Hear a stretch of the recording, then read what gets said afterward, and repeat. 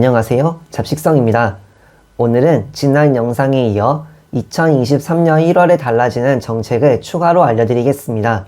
이번에는 최저임금과 현금영수증 관련 내용 등 새롭게 시작되거나 달라지는 제도와 정책들이 있으니 오늘 내용 꼭 알아두시기 바라며 주변 분들에게도 공유해 주시면 좋을 것 같습니다. 자세한 사항을 알아보기 전에 구독과 좋아요 눌러주시면 누구보다 빠르게 새로운 정보를 받아보실 수 있습니다.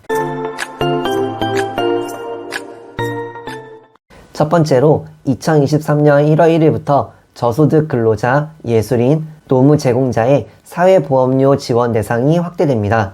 사회보험료란 의료보험, 연금보험, 실업보험, 산업재해 보상보험 등 사회보험에 가입한 사람이 납부하는 금액입니다.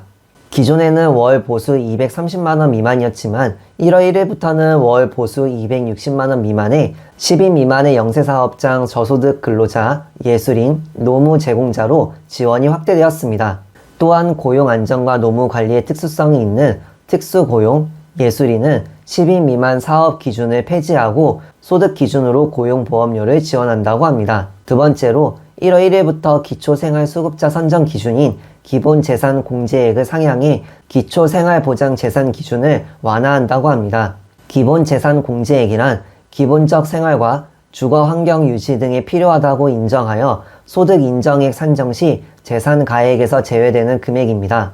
저번 영상에서도 말씀드렸듯이 2023년에는 가구 소득 인정액 기준이 완화되어 23년 기준 생계급여는 30%, 의료급여는 40%, 주거급여는 47%, 교육급여는 50% 이하일 경우 선정되게 됩니다. 기본재산 공제액 상향 외에도 재산 범위 특례액과 주거재산 한도액도 1월 1일부터 상향된다고 합니다. 자세한 내용은 화면을 참고해주세요.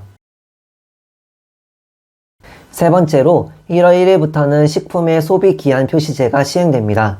지금까지 식품에는 유통기한이 적혀 있었습니다. 하지만 식품 등 표시 광고에 대한 법률 개정으로 소비기한으로 표시되게 됩니다. 기존의 유통기한은 제품의 제조일로부터 소비자에게 유통 판매가 허용되는 기간이며 새로 사용되는 소비기한은 표시된 보관 조건을 준수했을 경우 소비자가 식품을 먹어도 안전에 이상이 없다고 판단되는 최종 소비기한을 의미합니다.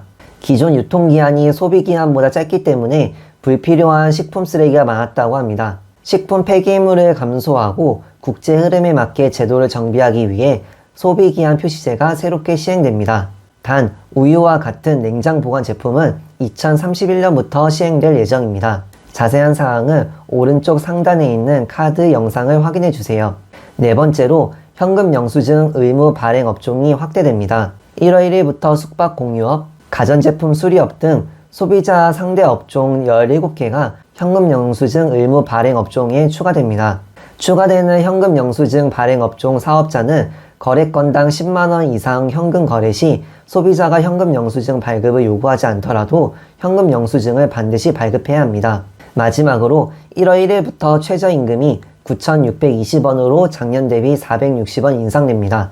이는 모든 사업장에 적용되며 월급으로 환산할 경우 1주 소정 근로 40시간 근무 시 유급 주휴를 포함하여 월 209시간 기준으로 201만 580원입니다. 최저임금과 관련한 협상 관련 정리 영상은 오른쪽 위의 영상을 참고해주세요. 오늘은 1월 1일부터 바뀌는 정책들과 지원 제도에 대해서 알려드렸습니다.